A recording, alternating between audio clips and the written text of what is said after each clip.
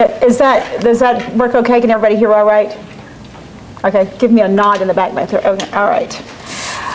First, Gary, thanks for inviting me to be here today, and I'm glad I'm comfortable with talking while people are eating. It works out just fine. That's not an issue for me, just chew and not make too much noise. I have chosen to talk about term limits, as I said to Gary, not term limits per se for the sake of term limits, but to try to give you a perspective on what term limits have done to this whole issue of trying to move education forward in this state. It's a connection sometimes that I think we might not make. We will say, for instance, well, the rascals are down there messing up again. Do you believe they proposed this and that and the other? But I want to give you an understanding today the overall effect of term limits as I see it. And I want to stress that everything I say, of course, is as I see it. This is probably the only time I've ever been invited to give a lecture and didn't have my students there saying, oh, not again, do we have to take notes? So I really appreciate that. I will end the second part of my talk will be to talk about some very specific reforms that I think we need to engage in, but how those reforms, any reform at all, would be compromised by this whole issue of term limits. I am not even going to talk about, for example, charter schools or vouchers or choice or No Child Left Behind or school facilities. And those are huge issues that you can see right away that will be affected by the issue of term limits. So let's just start with this. If term limits are a nemesis to education and educational reform, how did we even get there? Well, here are my thoughts as I sat down to put something on paper.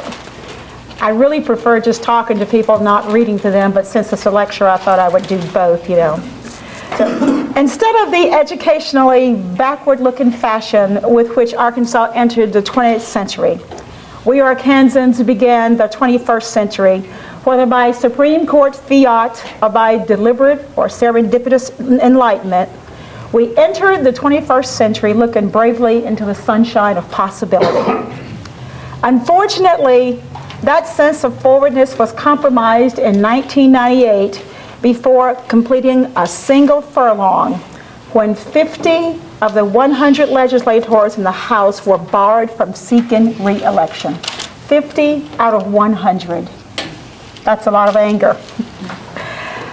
A similar fate befell the Senate in 2000, when many of the good senators were not allowed to run for re-election. Now, admittedly, some long-term lawmakers, certainly not all, had demonstrated ample reason for their removal from office. But consider today, I was just talking to John Brown over here a few minutes ago, and he was one of those, of course, that was a victim of term limits.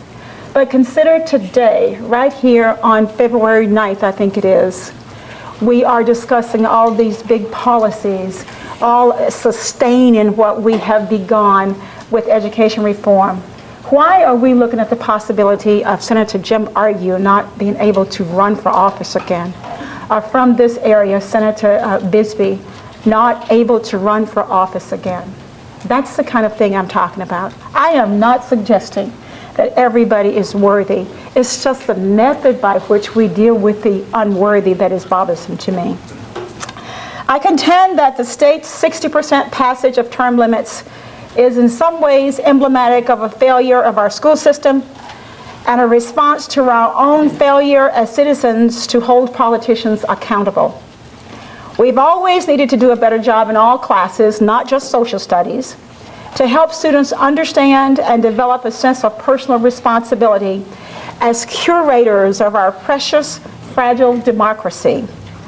While many of us demand accountability in some areas, especially in education, as we should, we unapologetically, and sometimes with high-minded excuses, fail to hold ourselves accountable for protecting, nurturing, and defending and fully participating in our democratic inheritance. To do so means an engagement on our parts, an engagement which we obviously are not willing to undertake. If such were the case, we would never have squandered that inheritance to the ill-chosen shortcut of term limits. We would have instead modeled for our children that democracy means what Senator Dale Bumpers often admonishes us to remember. This is not exactly verbatim, I've just heard him say this a few times. But he always admonishes us that politics is the method, not a. Politics is the method by which we have chosen to govern our country. Accordingly, we must all be partners in upholding the integrity of politics rather than berating politics, end of quote.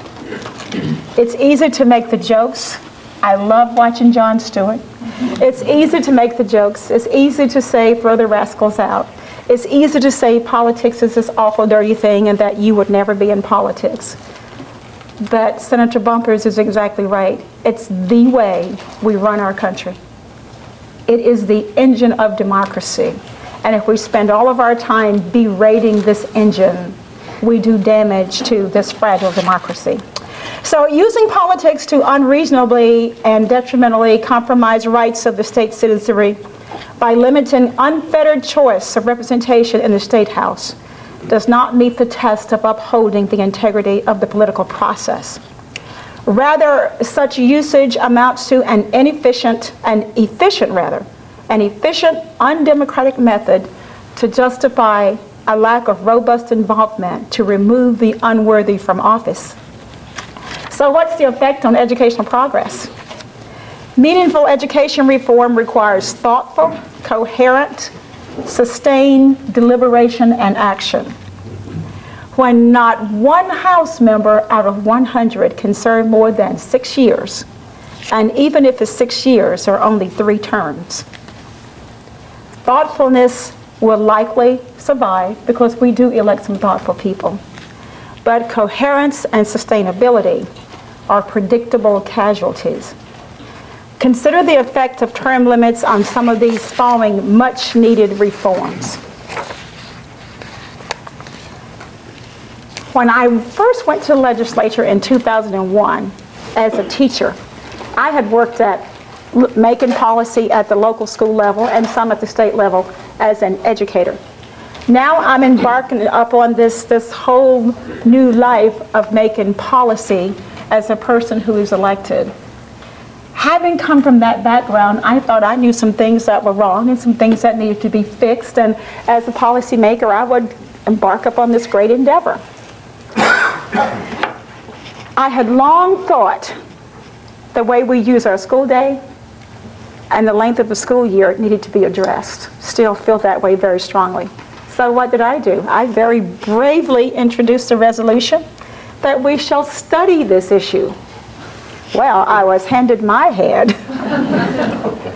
And I'd been thinking all that time, because we as teachers, we were always talking about, even then, there's so much to do in the school day. How do you get it all in? How can we possibly deal with this? And I thought, well, I'm finally elected. We'll at least study this. And I want to stress, study. I did not pretend to tell people what the answers were.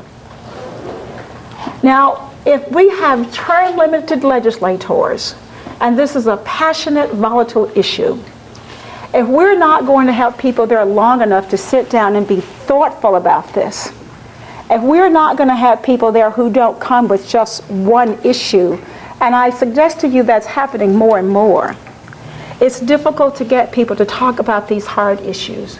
Because to talk about reconfiguring the school day, to talk about lengthening the school year, we run up against, very first of all, the sports machine, and then we run up against the hospitality machine. In fact, the two real issues that I had pushed in my face every time I wanted to raise this issue is, what will this do to tourism in this state? In other words, that's code, I think, for where will we get cheap labor for the hospitality industry. And secondly, well, how are we going to play our football games? You know, won't that throw the schedules off if some of us have a longer school year and others of us don't? So then I thought I would do this smart thing and say, well, let's just have some pilots. How about some school districts try it and others not? Well, that made things worse, because if some people are doing it and others are not, we never get a football game played. So and here I was, wise one I was, having all this educational background, and I suggested, well, you know, I started teaching in 1973. 1974, 75, I moved to Tampa, Florida.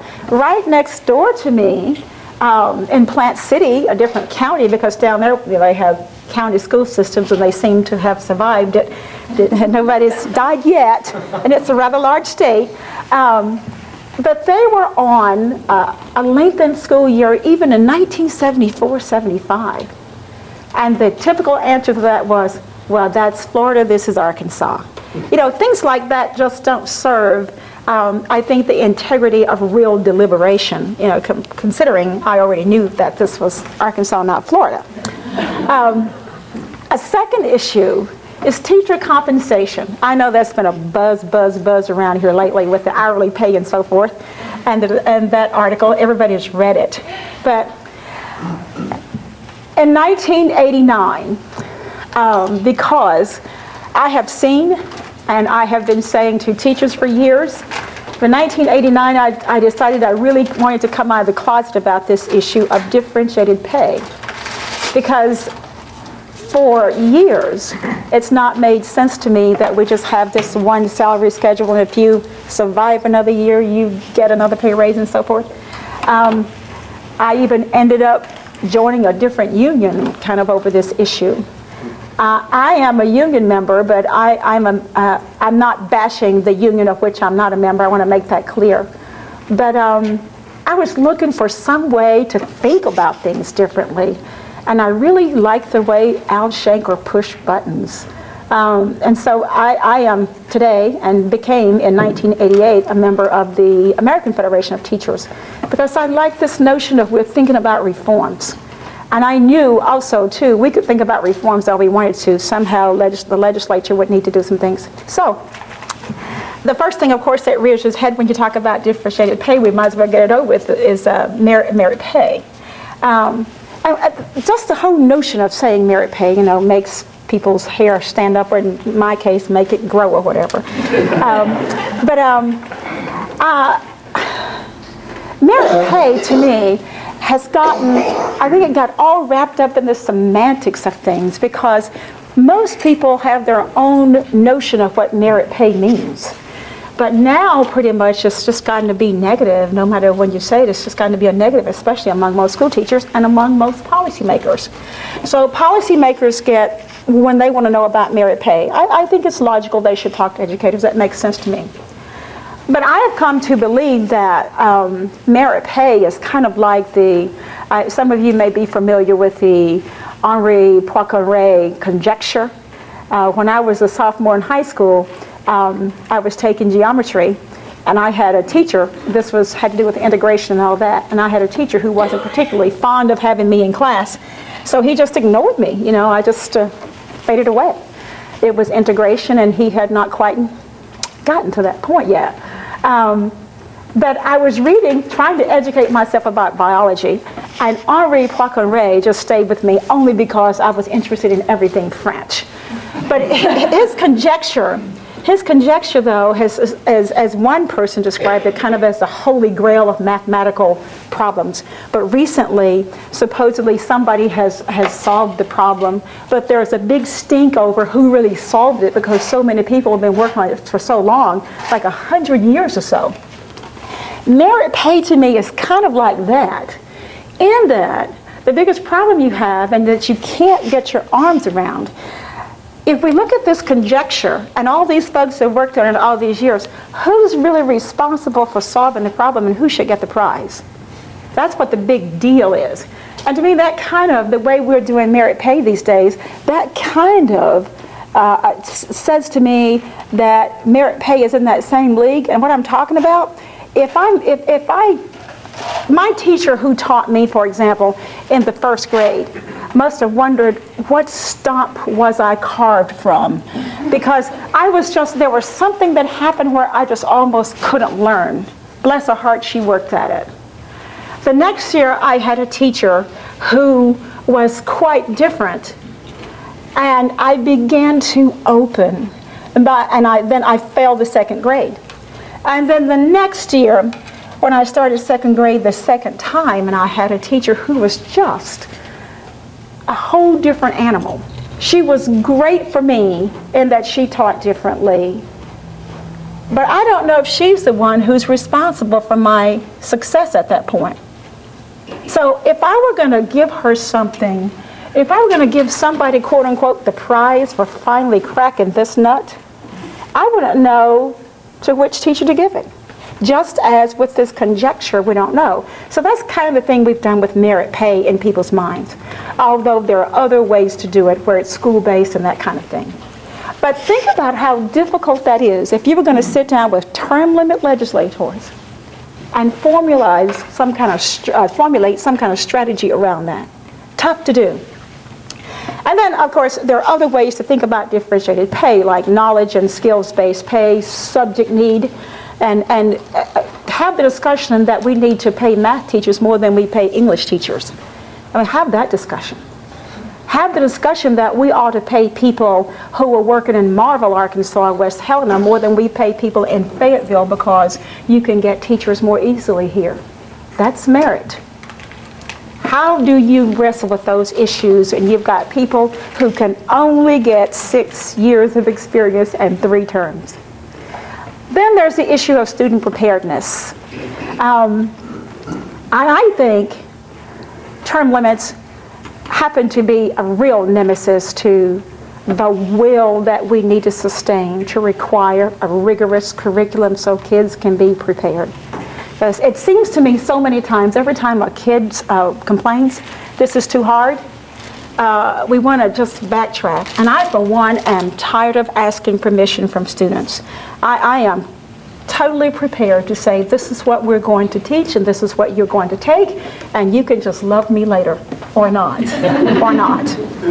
So, but it's difficult to have that kind of attitude and sustain it when people don't stay around and you're constantly explaining why this is a good thing. In 1996, we had the ultimate education summit in 1996. The governors were invited up to the IBM complex, and every governor was asked to bring one CEO from his, or in this case, her state. Christine Todd Whitman was the only woman governor at that time. Bring a CEO. And the CEOs and the governors were going to sit down and decide, this is it, 1996 is the ultimate educational summit, and we're going to figure it out. And then somebody said, Governor Hunt from North Carolina, real education governor, said, you think we ought to invite some educators? And they said, no, we don't. It's an education summit. Why should we invite educators? You know, why don't all of us play football for Houston Nutt and don't recruit, just take us. That'd go over great, won't it? Well, anyway, Governor Hunt, being the persuasive gentleman that he is, went about making sure some educators were involved. Eventually, he was so persuasive, the group said to him, the rest of the governors said to him, okay, you can bring one teacher in the country. And okay, you can bring one administrator in the country. And I remember the person who was the administrator only because her last name is Christmas and her first name is Mary. So she was an elementary educator, I think, from Georgia. And as it turned out, I was the only teacher. So Merry Christmas and I were there, trying to do what we were supposed to do. And it was an enormous weight, because here you are, the only classroom teacher, and we've got this huge summit, and somehow you're supposed to represent everybody and everything. I did my best. I did my best. It went okay, I must say. And I figured this is my only shot, go for it. And as a result of that, this person from Education Week came to me and asked me if I would write an article for publication in Education Week about my thoughts. And I think about that article only because when we talk about rigor and preparedness, I think the thing we lack that costs not one dime is will. And that's what I wrote the article about. That no matter what we do here in 1996, if we don't have the will to stand firmly and say to students and say to people in our respective states, be leaders, not just followers, and say, no, this is what we're going to do to move our state forward, we're not going to get there. Term limits Term limits is in the way of that. Because you don't have these people constantly standing there trying to be a leader, because it's tough to be a leader. I think it was Drucker who said, Peter Drucker, who said the manager the manager does things right, and the leader does the right thing. Doing the right thing can be real tough when you know you have such a short time and people are so concerned about being reelected. Another big issue that I think we need to be concerned about, and I won't have time to talk about all of these, but I want to just put these out there for you to understand how huge this is, and how sometimes when you expect people who don't have very much time to get their arms around it, think about some of the issues with which they're dealing. The senior year. We've talked about that a great deal. I served on the United States Commission, the Education Commission on the senior year, and we heard over and over and over from students, why did you adults let us throw away our senior year? Why did you do that? And that's why I'm so convinced we don't ask permission. We just say, this is what we're going to do. You can love me later, or not. So I get to the legislature. I've got this teaching background. I see kids throwing away their senior year, and lo and behold, here I go again. I'm going to be a policymaker now. So I get a bill, get it all written up, and get it before the legislature that says, your senior year and every other year, you must go to school all day long. Because we have raised taxes, we have told people we're going to do a better job, and you will go to school all day long. Or you will go to work to a job that's attached to something that has to do with your school and your training, your preparedness. First time it went to the floor, sank like a lead balloon. Second time it went to the floor, it barely passed. But it passed, and it's law. I got the nastiest letters from superintendents over that bill. One of them, I will never forget, that wanted to know, you're making us keep these kids in school who don't want to be in school. What do you want us to do with them? You know, that just begs for a smarty answer, doesn't it? It just begs for it. But if you're a policymaker, you're not supposed to do that, you know. But I did write back, you know, without very much restraint, to say something like, well, how about educate them? There's a novel idea. We pay the school districts to educate kids all day long.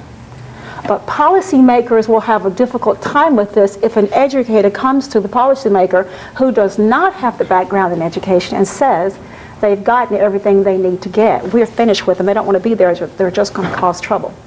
It is easy for a policymaker to say, well, just let them go and do whatever. But if they're going and working at jobs and not getting further education, I doubt seriously if they're going to be overly educated.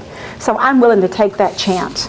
And then there's this thing called the teacher gap. We talk about the achievement gap, and there's a teacher gap that we need to talk about, because it doesn't cost more money, for example, for me to decide I am going to teach all kids and none of you are going to get an excuse. I am not going to pretend some of you can achieve and others cannot. That doesn't cost anything. It doesn't cost anything except for maybe some observation and some will that we need to deal with. And another huge issue that's facing us is this compromise of academic freedom. You might not feel it up here on the Hill, but let me tell you what's happening that policymakers are eventually going to have to try to get their minds around. We've had so many challenges to advanced placement or AP biology, and it's not just Arkansas. One of the biggest problems that has happened with advanced biology is advanced biology, as most science does, requires the teaching of evolution, the theory of evolution. It doesn't require a teacher to try to get some child to believe it, but if you're going to be serious about science, you kind of need to know these theories. For example, I suspect every mathematician knows about the Henri-Poincaré conjecture. In many districts around our state and around this country, kids are no longer getting AP biology for that reason. And we want our kids to compete with the scientists in all of these other countries. It's kind of fundamental to what I understand as the underpinnings of major theories in science. So it's difficult to try to help people understand we're not talking about religion here. We're talking about science. Have that conversation in the legislature. and have people not accuse you of being anti this and anti that. Tough thing to do. But it's an academic freedom issue for kids, and it's a preparedness issue for kids. And then there's the tyranny of grades. I have long thought if I could teach in a school where there are not grades, I would be one happy camper. I know it's the system and we have to deal with it, but here's the real tyranny of grades. If a parent comes to me, and I would have to explain this and maybe do a real good job of helping us understand, just because we've always done it this way doesn't make sense. We've got the grade book. Say if I've got you in a class and you in a class, and the expectation is that both of you will have the same number of grades. You had the same number of assignments. You had these same assignments. That is so ill-conceived. I know that as an educator. As a policymaker, it's a totally different issue because what people know about schools is what happened when they were there. Maybe I give you an assignment. Why should I give it to you if you don't need the assignment? What sense does that make? Because I gave you homework tonight and you don't need it. Why give you homework? But we've kind of got this sameness that we're into in education, that to put policy into effect to change it will take a great deal of thoughtfulness, and sustained leadership. Well, under this preparedness issue, I'll just talk about one more and move on. But this one is one that's a little bit more esoteric, that's really bothersome to me. I would like to have legislators, people in this state, think about this issue of cultural literacy for our kids. And that's a broad subject, and cultural competence for our kids. We know very little about other people of the world. For example, there is a class called Human Geography I wish were a required class. But if we require one more thing, we're going to have to lengthen the school year, you know, and the school day. But our kids maybe will take French and learn something about that culture, maybe Spanish, and maybe German.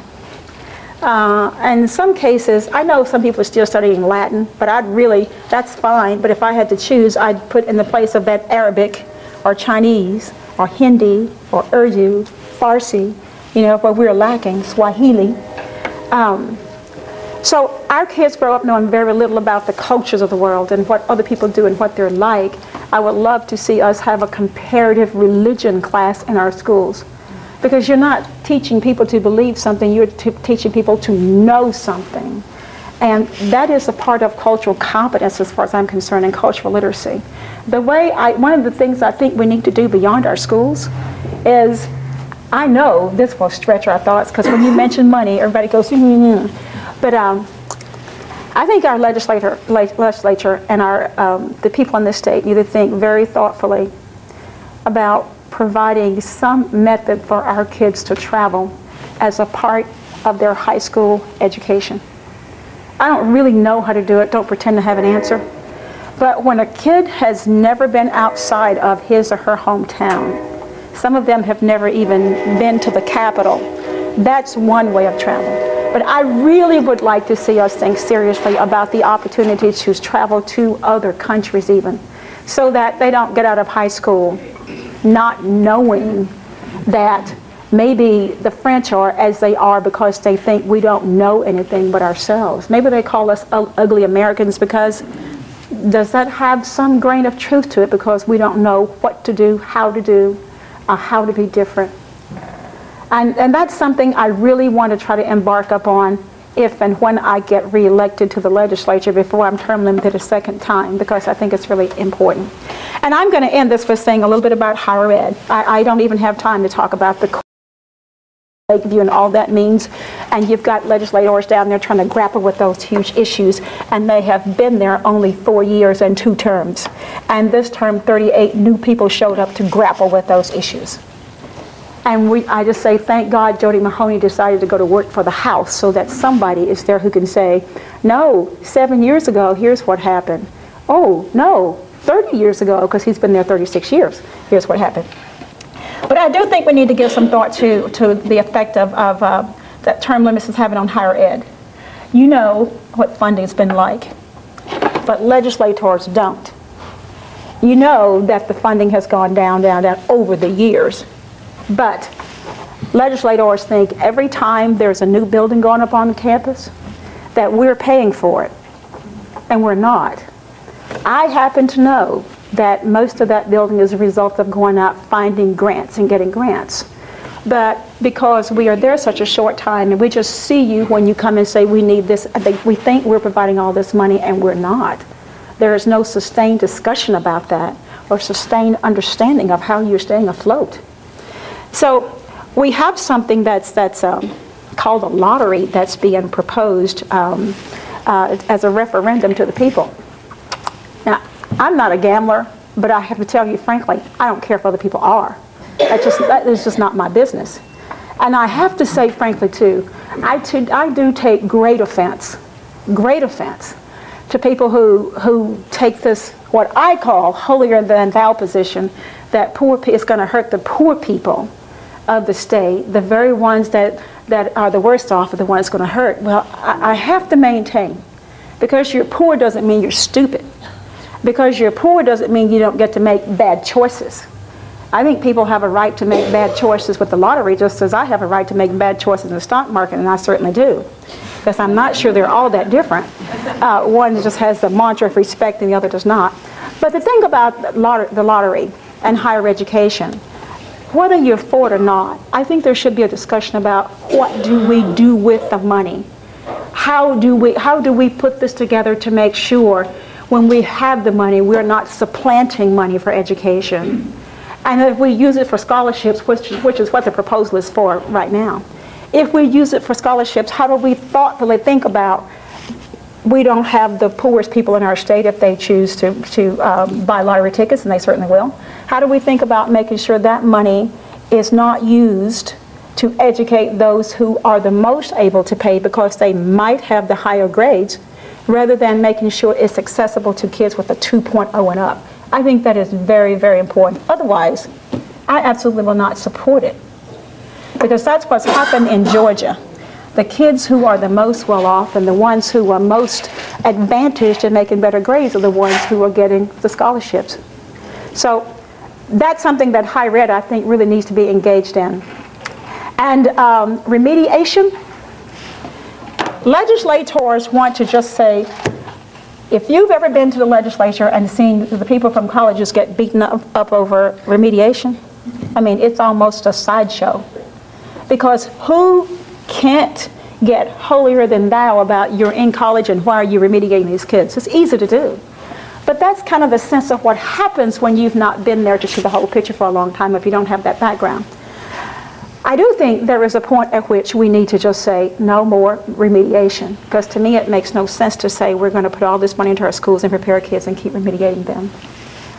But remediation should be a part of that sense of mission, I think. And it's a complicated issue because some colleges have a mission that's so different from other colleges. For example, the land-grant colleges have a very different mission. It would make sense for me, for example, to fund the land-grant colleges very differently, or even HBCUs, historically black universities, who have for years picked up where other people just would not even admit folks. It would make much more sense to me if those folks are successful in graduating kids. They ought to get a higher compensation for doing so, because you can bet your sweet life they have had to do more to get them there. But have that conversation and not have it sustained, and have somebody there who can keep carrying that conversation. Tough to do. Because first thing people say is, well, a college is a college is a college. That's just not true. But we don't ever get there because we keep this revolving door going where we can't have that conversation. So I'll end with this so you can ask me some questions, and we can have some exchange. My final thought is that the expediency and the efficiency of term limits are undeniable and costly. The damage that accrues to our democratic way of life and to the compromising of the state legislature's ability to sustain long-term demanding reforms is far too costly. And ultimately, it's not just the politician who loses. We all lose. That's my position, and I'm stuck on it. Thank you.